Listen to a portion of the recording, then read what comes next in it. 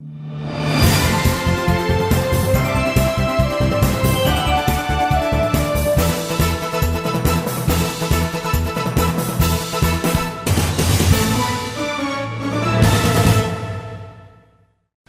dear folks.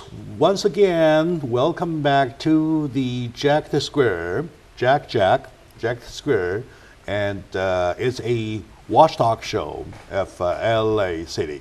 So, once again, joining me, my other part of the Jack Square, Mr. Jack Humphreyville. Welcome to the show. Thank you. All Always right, a pleasure. Good. Sure. It's been 2 weeks already. There's a lot going on in the city of LA. So what's up?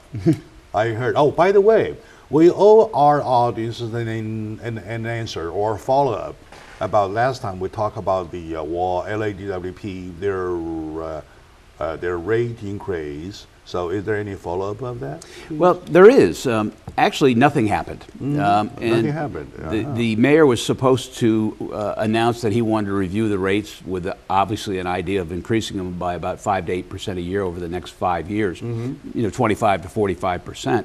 All right. But I think there's some politics involved. I know there are some politics involved with people over at the city council who are not necessarily satisfied with some of the information they're getting on the audit of the customer information system, which is going to cost the city, DWP, probably $400 million when you get through it. It's an absolute fiasco. All right. Okay. And then I think there are also some concerns about where the $40 million went for these trust funds, where that report is. So I think there's just a bunch of questions that need to be, that a lot of people wanted to answer. I also think you have some shenanigans going on with the unions because I think they want to get a lot of stuff going on at the same time to deflect attention away from where the $40 million went. So I think we're talking probably about the end of May for a rate increase. Yeah. In other words, it's totally the factors of politics that hold them on, not the fact that the ratepayers, their oppositions that stops it. Well, I think the ratepayers, the attitude of the ratepayers that they're going to be hit up for, a 25, 45% increase, $1 billion or $2 billion. Yeah, that's quite a bit. Last time we did a calculation, remember? Right. And that's obviously a significant amount of money, but I think there's a lot of politics going in there. Yes, the rate increase is important, but there's other things going on, and I'm not exactly sure what they are. I see. It's the inner factors functioning each other that stops it or holds it, rather than the oppositions of the ratepayers, right? There's probably a whole bunch of things that are going on. I see. Are people trying to sabotage Eric Garcetti's political plans? Are other people politically ambitious? Where does the union stand on this? And needless to say, where do the ratepayers stand on this? I think there's going to be a very adverse reflection or reaction to the 25 to 45% billion to $2 billion rate increase, especially given all the shenanigans that are going on at DWP. Whether it's the $40 million, where's our $40 million? The customer information system, the inefficiency of the DWP work crews. There's just a lot of stuff that's going on there. All right. We give them time, let them fight each other over the factors and see what will come out as a result. To my audience, what's new for today? Well, there's all sorts of things going on in Los Angeles. Actually, as we're speaking right now, on Monday morning, there's a special meeting of the Board of Public Works where they're going out and considering alternatives to who can pick up our trash if there's a strike by the sanitation workers. And there was a little bit of a job action last week where a number of people didn't show up, and it took a couple of extra days to pick up all everybody's garbage. And so that's going to be a very tricky issue. That's going to be a big problem if they did put up the strike. Well, it's I mean, the place could really start to stink. You're talking about a huge city, but our size. Yeah, the problem that you have is that the sanitation workers, as well as all the other civilian workers, obviously want a rate increase, although, they had a pretty generous rate increase, a 25% rate increase in 2007. Who doesn't? Yeah, exactly, Who doesn't, yeah. But they want a rate increase, they want a pay increase, and they're unwilling to contribute 10% to 10% to the cost of their Cadillac healthcare plans.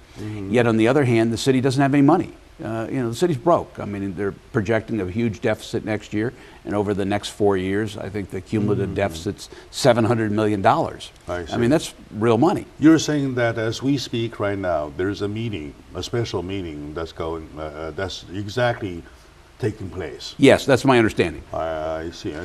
Do they have to be on an agenda to have the public notified about it, or they can jump on the meeting anytime they want? Well, I'm not under California law, we have a thing called the Brown Act. Brown Act, yeah. And I think under that law, you have to give notice of 72 hours that you're going to have a meeting, and it needs to be publicly posted. However, if there's an emergency, you can call one in 24 hours, and I think that's what they're doing. And probably underlying that is that there's probably been a number of negotiations between the city, represented by Miguel Santana, the city administrative officer, and Eric Garcetti and other types of people, and the unions. It sounds like it's going nowhere. And the civilian unions want, the coalition of unions, which represents the civilian workers, they want more money. They don't want to contribute to their Cadillac healthcare plan, and so it sounds like we're going to get into a little brinksmanship. Since when did the symptom of the possible strike show up? Well, I think the civilian workers haven't had a contract since July 1st of 2014. So what's that, 9 months or something like that? Oh, I see. So you have that going on. I think there's been some work-related issues. I think the big thing is going. One of the interesting things is going to be will the city go out and enter into contracts with independent third parties, non-governmental organizations to pick up the trash. And given the pro-union disposition of the city council and city hall in general, do you hire outside workers? And that gets to be a pretty nasty issue. I see. In Southern California, we talk about Athens, we're talking about Republicans, and are they all unionized, or are you talking about them themselves, or there are still any other companies that does the trash pickup? Well, that's a very, those are the commercial trash collectors. And there's Athens, there's Waste Management, and that's Waste Management, yes. Yeah, and that's a Republic. That's a very different, in the city of Los Angeles, that's very different than the sanitation workers. The city's sanitation workers basically pick up at single family residence, like my house, or small apartment buildings, 4 units and under. Which is even worse. Yeah, well, you're talking about your house, my house, right? Yeah, no. So so the city handles my house. Large apartment buildings, businesses, large organizations, they contract out with independent contractors, and that's going under a huge change over the next 3 or 4 or 5 years, because about last year around this time, the city decided to enter into these exclusive trash franchises, established 11 franchises around the city.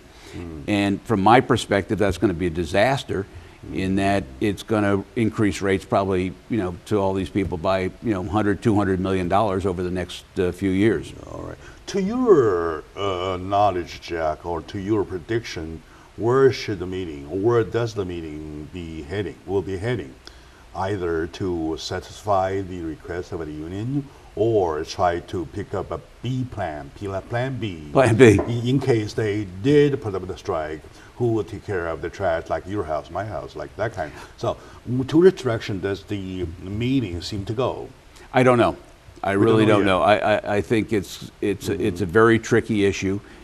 Given that you have a very pro-union city hall, city council. I mean, the unions donate tons of money to these guys, to the political campaigns, and on the other hand, the city doesn't have any money. Oh yeah, that's my concern.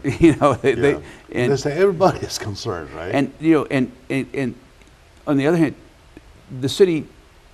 Nobody really has a good understanding of how efficient the city's workforce is. There's been no benchmarking studies, or how do they compare to private industry? And I'm not saying private industry is the best thing, in the world, but I'd like to know whether whether we're getting the bang for their buck. and nobody knows. You know, the guys at the city council, they'll pontificate saying we have the best sanitation workers, the best cops, the best firemen, you know, we're a world-class city and all that stuff, but there's no empirical evidence to support that. It looks that we're approaching a dead end. One hand, we do not have the money. On the other, we do have unions who are strongly asking for the raise. So, and then as a ransom, taking the ransom. Yeah. So your trash, my trash. So, conference summer is coming. Yeah, they're holding our trash collection hostage to a king's ransom. Yeah, it is. You know, I mean, it's pretty much simple as that. Situation. And you know, from my understanding is, you know, and I have no basis for saying this other than, you know, what I've heard, is that our sanitation workers are very well paid. You know, you take their basic salaries, you take the pension benefits and the health care benefits, they're very good. They're excellent. Yeah. And of course, there is, in addition, if you capitulate to the situation, though, you're setting examples for next strike. How about bus drivers, right? How about, well, those public other workers? Yeah, well, you know, we're just talking about city workers here, and the city does not employ the bus drivers. That's, you know, that's Metro. All right. So, but yes, you know, I mean, one thing leads to another, and yeah, you know, good example. Of course, you know, unfortunately, the gold standard for all the labor unions is the Department of Water and Power, where, you know, their compensation arrangements, you know, on average are probably 30 or 40% higher than other comparable workers, whether they're city or the county, or city, county, and other regional utilities. And there was just an article in the LA Times, an op-ed piece that said in certain areas, like for security guards and janitors and things along those lines, the levels of compensation are like 2 or 3 times. To go back to last July, though, should we, if we had the contract signed, or we offer them, go ahead, sign the contract or not, or else we'll try somebody else, right? Okay. So would that be the moment for the city to be upper-handed rather than now push to a corner to make a decision on that, to lose it or take it? Well, you know, it's you know, I'm not obviously at the bargaining table. I think I'd be the last guy they'd like to have in there. They will not choose you. You know, you have a very tough situation. The city has no money. The city's being represented by a gentleman named Miguel Santana, who's the city administrative officer, and I think he's done a marvelous job. I mean, he's very good. You know, he's got his act together. And on the other hand, you have a union that wants more money. On the other, and then you have a city council that's very pro-union, but you know, there's no. And then you have a pocket that has no money. There's no dough, and you know, and they keep on pushing back. You know, they don't fix our streets, and that's a very expensive proposition, because when a street deteriorates, it's not like, you know, that debt going at 6 or 7%. It doubles. Very good. Okay, my audiences, my dear audiences, who are talking about once again in this jacked square with Jack Humphreywell. The 2 Jacks are talking about picking into the city problems. We call it the City Watch, LA City Watch. Let's take a short moment out. When we come back, we'll continue finding out where does our trash go. Stay with us, please.